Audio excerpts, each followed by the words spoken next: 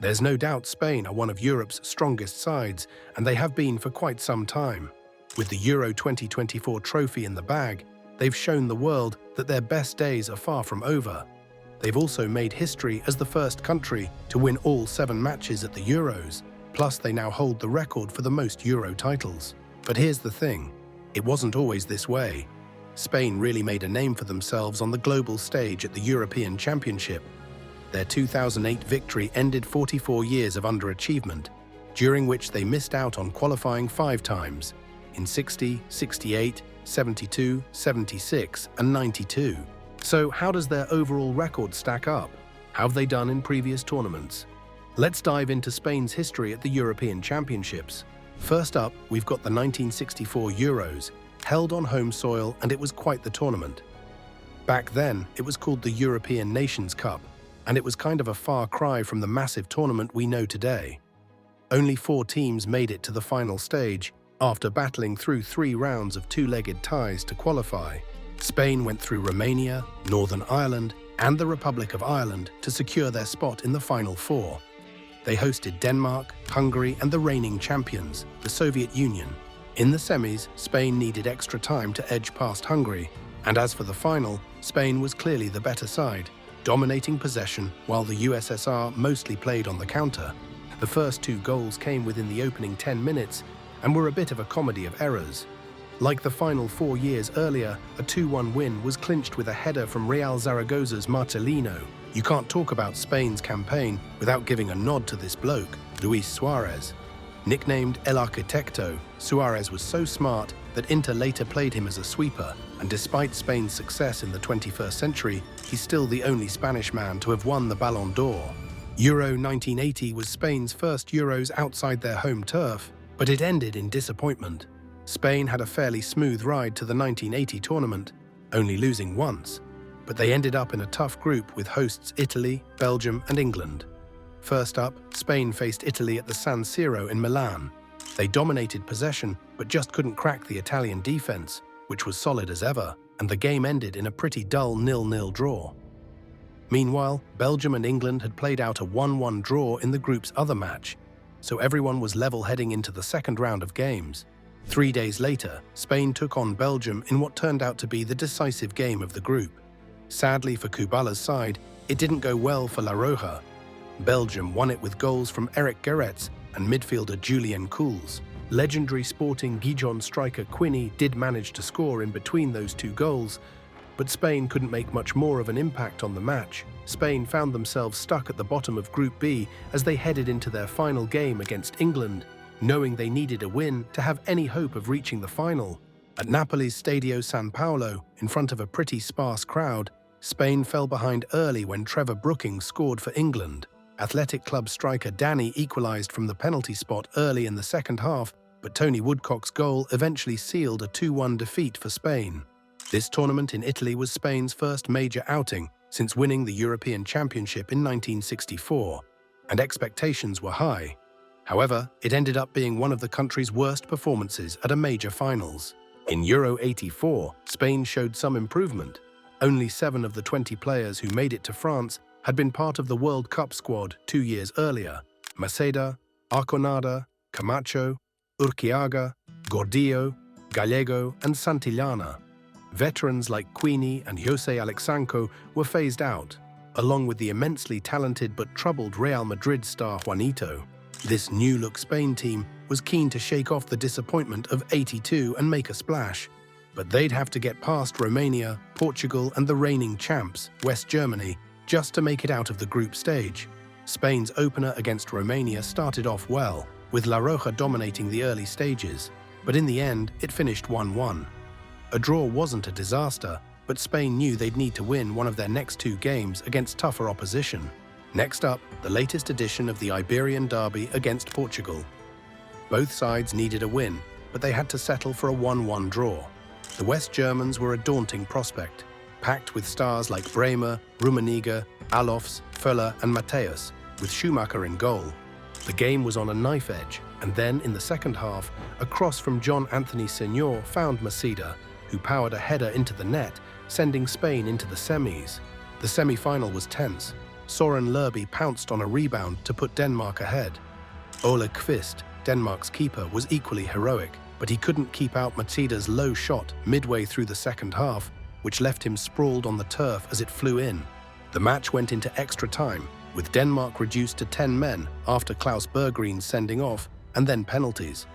The shootout was nerve-wracking, but Spain managed to come out on top. 5-4 the win in the shootout for Spain. Spain were through to the final, one step away from ending 20 years of hurt. Now only France stood in their way.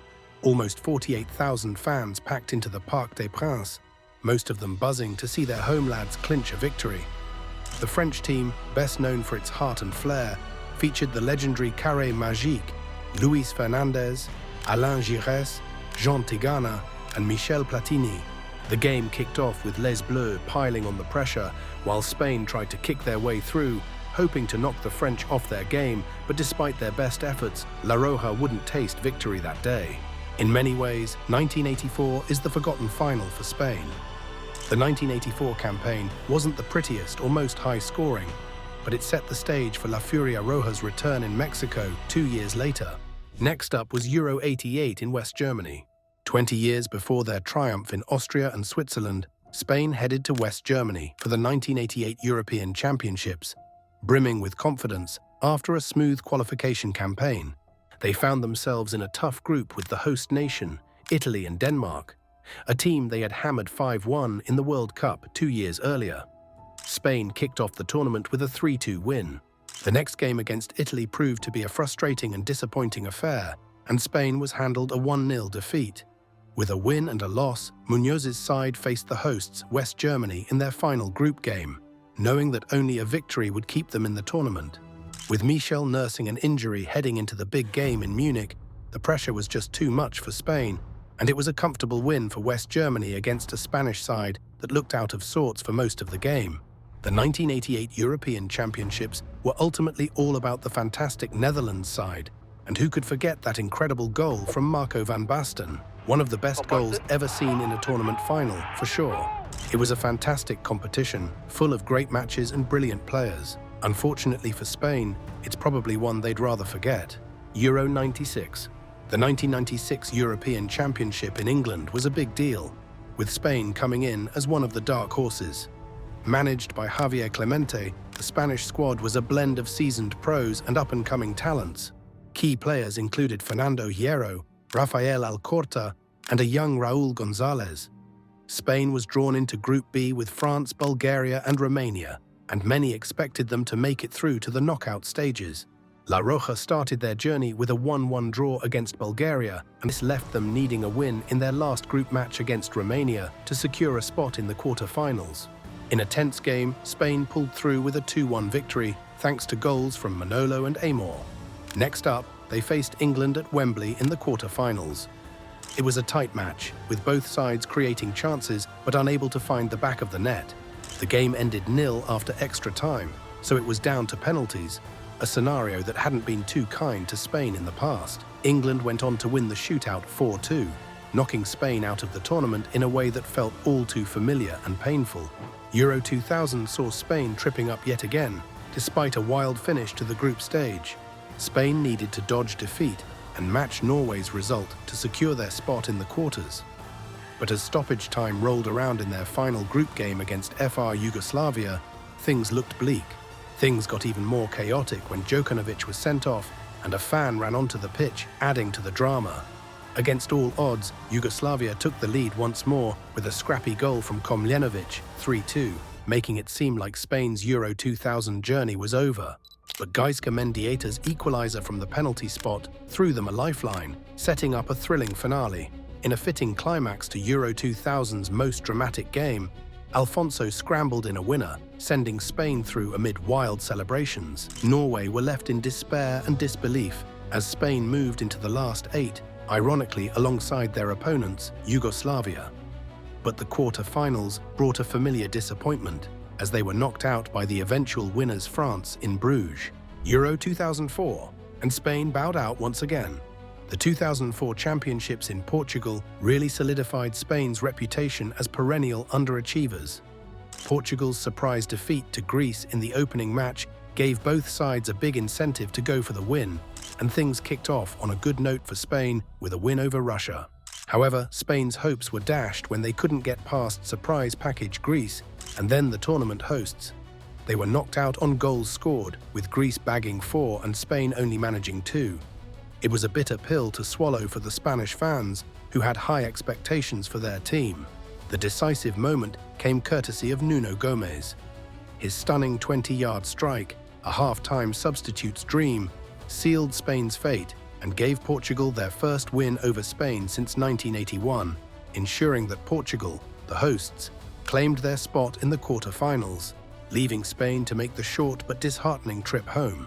As Greece and Portugal went on to contest the final, Spain was left to lick their wounds. Another star-studded squad had failed to impress on the international stage. Euro 2008 finally kick-started Spain's era of dominance. Spain clinched this tournament with a squad that had names like Juanito, Fernando Navarro, Sergio Garcia, Dani Guiza, and Ruben de la Red. Hardly the first to come to mind when thinking of Spain's golden generation. But personally, in many ways, I feel this Spain side was more thrilling to watch than the 2010 or 2012 squads. Let me know what you think in the comments. Spain's game was all about possession and passing, but there was a freedom and fluidity in this team that you didn't see in the Del Bosque era. Formation-wise, Spain struggled to find the right balance because Aragonés felt he had to play Torres and Villa up front together. They had good chemistry from their time in Spain's youth teams. When Villa bagged a hat-trick in the 4-1 opener against Russia, he made sure to celebrate with Torres. But that scoreline was a bit flattering, and Spain weren't much better in a narrow 2-1 win over Sweden, although both strikers did score. Next was a 2-1 win over Greece, with a completely rotated side in a dead rubber. Then a dire 0-0 quarter-final draw with Italy, which they won on penalties. 34 minutes into a tight semi-final against Russia, Villa limped off injured. He wouldn't reappear, and suddenly Spain played their best football. Villa was replaced by Cesc Fabregas, who set up 2 goals in an eventual 3-0 win. Villa was the tournament's top scorer, but given these circumstances, it's hard to call him the key player. Xavi, who won Player of the Tournament, was probably the best player, with Iniesta and Silva also impressing. But the key player for me, in terms of his role, was surely Senna. Senna's job was to protect the defense and let the others play, the Makelele role, really. A role he played perfectly throughout the campaign.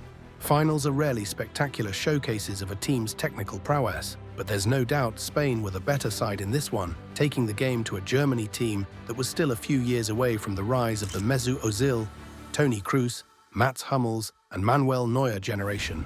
But after a defensive-minded Greece won Euro 2004, a typically tactical Italy won World Cup 2006, and at a time when the Champions League knockout stages were far more cagey than the action-packed ties we see now, this was a refreshing triumph for a modest, technically excellent group of players.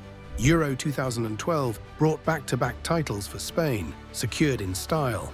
Spain's back-to-back European Championship win had a very different vibe compared to their 2008 victory. Gone were the likes of Marcos Senna and Joan Capdevila, while Carles Puyol and David Villa were sidelined with injuries. They also had a new manager in Vicente Del Bosque, taking over from Luis Aragonés. Del Bosque's tactics echoed the World Cup winning style from 2 years earlier, rather than Aragonés' adventurous and fluid approach. Adding to the challenge, Spain lacked a reliable number 9.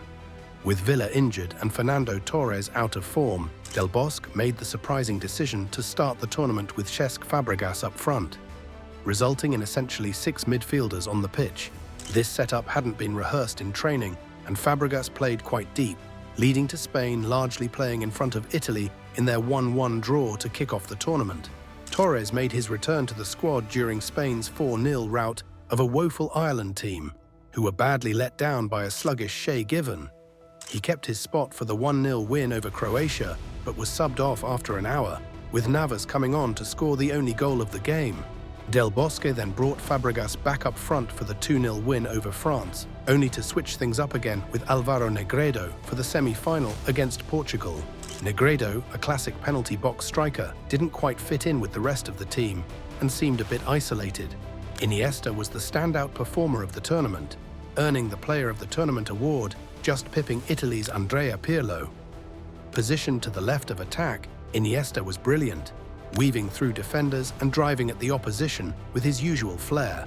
After a couple of lackluster games, Spain finally brought their A-game in the final against Italy, scoring 2 stunning goals before half-time to effectively seal the win. Torres quickly got in on the act, making it 3-0 and joining the ranks of the tournament's top scorers with his 3rd goal. Then he set up Mata for Spain's 4th. It was a tough break for Italy, who had fought their way to the final with their own brand of Spain-like football. But now, Spain were finally letting loose and taking full advantage of their chance to decisively beat strong opposition. Euro 2016.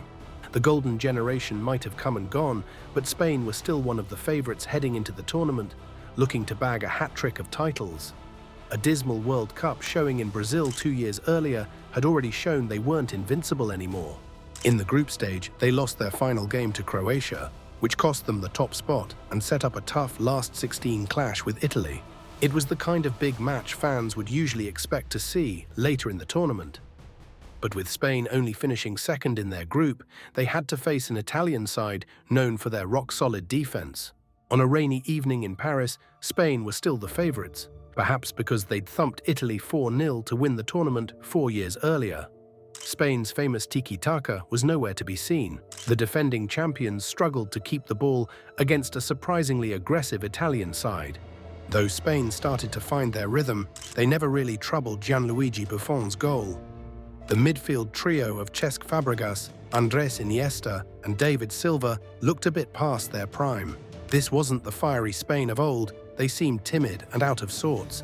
Italy, on the other hand, looked much more determined and took the lead in the 32nd minute. And then, in added time, Italy put the game to bed. With Spain pushing forward, Matteo Darmian set up Pelé, who sealed a 2-0 win for the Italians.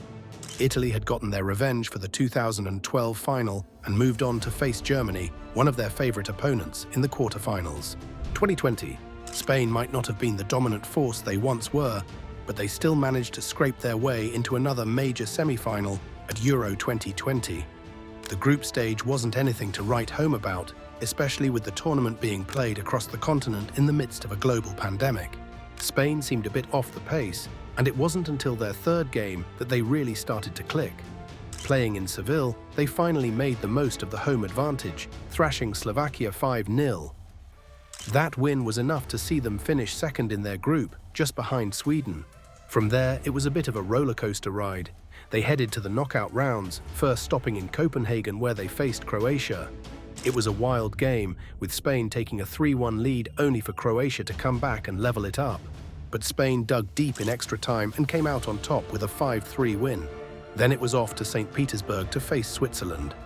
It was a tight affair that ended 1-1, and Spain had to rely on penalties to get through.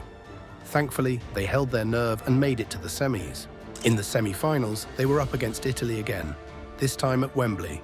It was a tense match that finished 1-1 after extra time, leading to yet another penalty shootout. Unfortunately, Spain couldn't repeat their success from the previous round.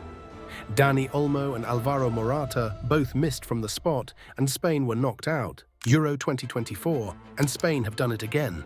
They've asserted their dominance on the European stage by winning their record 4th European Championship. Throughout Euro 2024, they showed off their incredible talent and tactical savvy, winning all 7 of their matches. The climax came in a thrilling final against England in Berlin, where they clinched the title. Spain were among the favourites to go all the way, right up there with England, France, and hosts Germany. But to lift the trophy, they had to get past some tough opposition, including a familiar foe in Italy. But it was clear from the start that Spain were a team on a mission. They swept through the competition with 7 straight wins, showcasing their dominance and leaving no doubt that they were deserving winners. This victory moves them ahead of Germany, making Spain the record holders with 4 European Championship titles. As for England, their long quest to end 58 years of hurt continued. Gareth Southgate's side was dealt a cruel blow by Mikel Oyarzabal's late winner in the final, leaving them heartbroken in a 2nd successive European Championship final. It was another tough pill to swallow for England fans, But Spain had the last word, with Oyarzabal sliding home Marc Cucurella's cross just 4 minutes from time, leaving England as the nearly men once again. Looking ahead, Spain's current squad is a mix of youthful energy and experienced leaders, setting them up for a new era of dominance. The seamless integration of emerging talents like Yamal with seasoned players like Rodri is a credit to coach Luis de la Fuente. His tactical acumen has been key in harnessing this blend, making Spain not just the Euro 2024 champions, but also strong favourites for future tournaments, including the 2026 World Cup. Thanks for watching. Don't forget to give this video a thumbs up and subscribe so you don't miss any future releases. See you in the next one.